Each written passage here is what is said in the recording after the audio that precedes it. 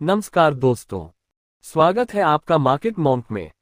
आज के market monk mantra for the day में हम बात करेंगे एक ऐसे इन्वेस्टमेंट के बारे में जिस पर भारत में लोग सदियों से भरोसा करते आए हैं, गोल्ड और सिल्वर। लेकिन सवाल यह है, क्या आज के समय में गोल्ड और सिल्वर खरीदना सही फैसला है या फिर यह सिर्फ परंपरा बनकर रह गया है। दोस्तों, गोल्ड और सिल्वर सिर्फ गहने नहीं हैं। ये ऐसे एसेट्स हैं जिन्हें लोग फाइनेंशियल सिक्योरिटी के रूप में भी देखते हैं।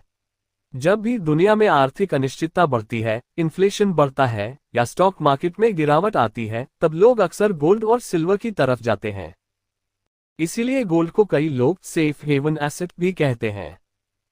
लेकिन इसका मतलब यह नहीं कि हर समय गोल्ड खरीदना सही हो। इन्वेस्टमेंट करने से पहले यह समझना जरूरी है कि आपका गोल क्या है।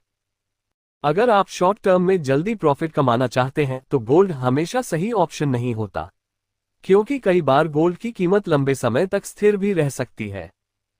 लेकिन अगर आपका उद्देश्य long term wealth protection, inflation से बचाव या इमरजेंसी सिक्योरिटी है, तो गोल्ड और सिल्वर एक अच्छा सपोर्टिव एसेट बन सकते हैं। हमेशा याद रखिए, गोल्ड तेजी से अमीर बनने का तरीका नहीं, बल्कि वेल्थ को सुरक्षित रखने का एक माध्यम है। अब बात करते हैं सिल्वर की। सिल्वर सिर्फ इन्वेस्टमेंट मेटल नहीं है, बल्कि इसका उपयोग इंडस्ट्रीज, सोलर पैनल्स, इलेक्ट्रॉनिक्स और नई टेक्नोलॉजीज में भी बढ़ रहा है। इसी वजह से कई एक्सपर्ट्स मानते हैं कि आने वाले समय में सिल्वर की डिमांड और बढ़ सकती है।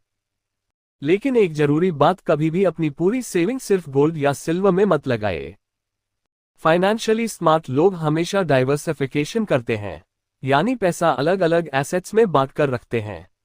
कुछ हिस्सा सीप में, कुछ इमरजेंसी फंड में, कुछ गोल्ड सिल्वर में और कुछ फ्यूचर गोल्स के लिए।